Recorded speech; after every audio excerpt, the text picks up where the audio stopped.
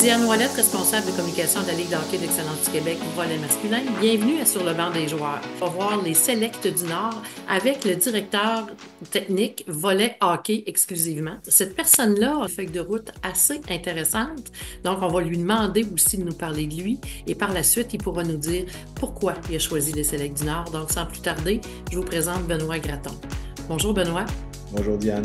Merci d'avoir accepté cette invitation. Benoît, tu es quelqu'un qui est très impliqué au niveau hockey maintenant, mais tu as joué le hockey aussi. Tu la connais, la game. Parle-nous donc de toi, d'où tu arrives. Un jeune Québécois de Saint-Jérôme. Donc, je suis revenu où tout a commencé. Si on y va rapidement, là, j'ai joué mon midget 3A avec les Régents, les défunts Régents 3L à l'époque. Ensuite, j'ai joué mon junior majeur avec le Titan de Laval. Encore une fois, une équipe Il qui n'existe n'existe plus plus. aujourd'hui. Ma dernière année, j'ai eu la chance d'évoluer avec les Prédateurs de Granby. Encore une fois, une équipe qui a déménagé. Mais j'ai eu la chance de jouer avec l'équipe qui a gagné la Coupe Memorial là, en 1996. Donc, ça a été un parcours junior quand même Assez important, hein? important pour, je dirais, l'histoire de la Ligue aussi. Là. On a quand même, la dernière fois qu'on avait gagné la Coupe Memorial de Québec, c'était en 1971. Guy Lafleur l'avait remporté. Donc, ça faisait 25 ans. Donc, quand on l'a remporté, ça a été quand même je te dirais qu'on a envoyé un message que la Ligue junior majeure du Québec était de retour. Puis, depuis ce temps-là, je pense que la Ligue junior majeure du Québec ont gagné peut-être plus de Coupe Memorial que les autres ligues. Ouais, Donc, je pense que oui, hein, ça s'est ouais. équilibré avec le temps. Ben, notre entraîneur, c'était Michel Terrien.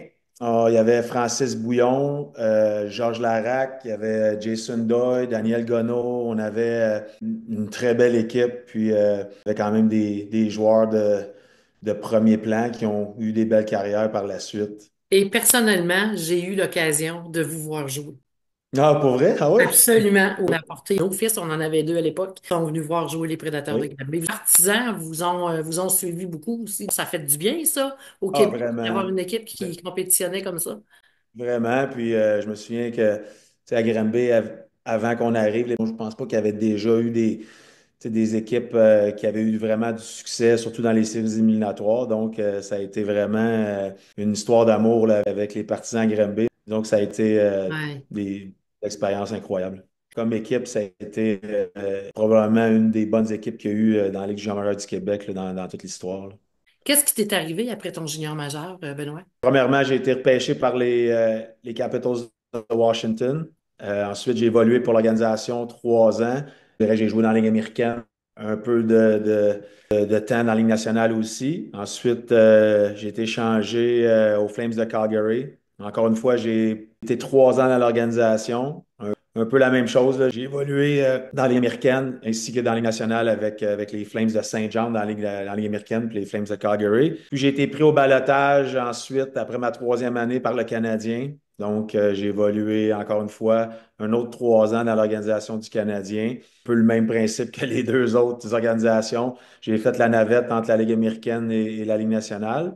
Ensuite, j'ai décidé en 2004, l'année du lockout, et le moi et ma femme avec les enfants, j'ai décidé de faire le saut en Europe. Ensuite, j'ai évolué une dizaine d'années en Suisse, en Allemagne et en Autriche. Ça reste riche aussi en expérience de vie, Absolument, hein? absolument. Quand tu es revenu au Québec, qu'est-ce qui s'est passé, Benoît? J'avais toujours eu l'intention de rester dans le hockey. Ça avait toujours, pour moi, c'était clair que c'est ce que je voulais faire après ma carrière.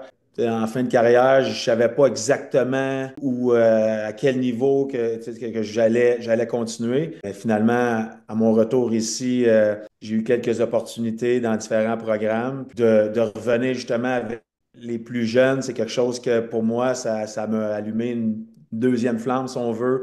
Depuis ce temps-là, ben, c'est un peu ce que je fais là, à différents niveaux avec différentes organisations. Ton choix n'a pas dû être dur à faire quand les Selects du Nord t'ont ouvert la porte. Ben, c'est certain que tu sais, en étant de la région, en ayant évolué justement avec les Selects du Nord, donc c'était un choix facile à faire exactement. Puis en même temps, j'ai fait un choix familial aussi. C'est sûr que si je voulais commencer à me lancer dans le hockey professionnel, ça l'impliquait qu'encore une fois, la famille, on devait Ouais. s'expatrier. Je voulais quand même donner une certaine stabilité à mes enfants, à ma femme aussi. Donc, ça a été une des raisons pourquoi j'ai décidé de rester avec des jeunes de la région. Combien d'enfants, Benoît? J'ai 3 filles. Est-ce qu'il y en a une qui joue au hockey?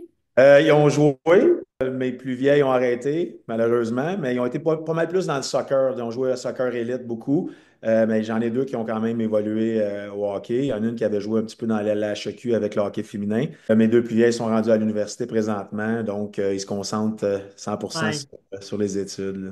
Aujourd'hui, tu es avec les Selects du Nord, tu es directeur Oui. technique exclusivement pour le hockey. Dis-moi, Benoît, c'est quoi tes plus grands défis? C'est certain que, tu sais, pour moi, le plus grand défi, tu sais, en ayant justement ces joueurs-là, 4 5 ans, tu sais, le défi, c'est de développer un joueur de hockey. Dans le hockey ou peu importe le sport, on est beaucoup dans les résultats. Et ça, c'est un message que je voulais envoyer à mes entraîneurs puis à l'organisation que le résultat de la fin de semaine, tu sais, oui, c'est important parce on veut quand même avoir des joueurs avec un niveau de compétitivité élevé. On veut des joueurs qui approche un match en voulant le gagner. Tu sais, on est dans un programme élite, sauf que pas à n'importe quel prix. Il y a quelque chose au-delà du résultat qui, pour toi, Exactement. est important. Puis, tu sais, puis Mhm. je parle nous parce que, tu sais, on est une équipe, il n'y a pas juste moi, là. Nous, c'est notre but, c'est justement que quand notre joueur va sortir des Selects du Nord, on veut qu'il soit un bon joueur de hockey, un bon coéquipier, une bonne personne. On veut qu'il soit coachable, Dire coachable. coachable, ça veut dire un joueur que peu importe quel entraîneur va être devant, il est capable de l'amener à un autre niveau. Exactement. Puis j'ai quand même travaillé avec certains joueurs depuis quelques années. Puis la chose que j'aime le mieux, le plus entendre d'entraîneurs qui prennent mes joueurs que j'ai travaillé avec eux, c'est me faire dire ça. Tu sais, il est vraiment coachable. Puis c'est un jeune il est facile à l'approche, il a une écoute. Tu sais, puis je trouve que c'est tellement une belle qualité en tant que joueur de hockey. En tant que personne Oui, aussi. exact. On parle beaucoup tu sais, de joueurs de hockey, mais en même temps, on veut qu'ils deviennent des bons citoyens, des bons humains, et on veut qu'ils soient des bons joueurs de hockey. Mais au bout de la ligne, on sait tous qu'il n'y en a pas beaucoup qui vont devenir des joueurs de hockey professionnels. En tout, qu'ils soient des bons humains avant des bons joueurs de hockey, ça c'est ça. On a quand même changé notre structure. J'ai engagé des intervenants, trois intervenants, moi inclusivement, parce que moi, c'était quelque chose quand ils m'ont nommé directeur technique. C'était les patins, puis que Ouais. tu sais, je pouvais justement amener mon expérience puis d'enseigner le hockey à ces jeunes-là. Qu'on embarque, les trois intervenants, on embarque au moins 2 à 3 fois par semaine avec chaque équipe. Nos entraîneurs, nos staffs d'entraîneurs, eux autres vont embarquer 2 fois environ par semaine en moyenne avec leurs équipes. Pour les intervenants, on va vraiment se concentrer sur soit les skills, les habiletés individuelles, la deuxième moitié de saison. Là, on va peut-être un petit peu plus se concentrer un petit peu plus sur le niveau collectif que Mhm. le niveau individuel, mais quand même, je tiens quand même à garder ma pratique de skills ou d'habileté individuelle, même après les fêtes, là. La structure de la Ligue de hockey d'excellence du Québec, t'as pas connu ça, toi, comme joueur. Ça Non, n'existait pas à l'époque. non. Quel est ton regard par rapport à cette ligue-là, Benoît? Moi, la LHEQ reste le meilleur niveau de hockey. Ça, je pense pas qu'il y a quelqu'un qui peut dire le contraire. Il y a des super bons programmes dans d'autres ligues. Mais pour moi, le plus important pour le développement d'un joueur, c'est de jouer contre les meilleurs joueurs. Je pense que tu peux avoir les meilleurs intervenants au monde. Si tu arrives dans un Ouais. match, tu ne joues L'adversaire pas est pas contre les là. meilleurs. Exactement. C'est super important qu'on garde cette ligue-là parce que c'est le meilleur niveau de hockey qu'on a au Québec.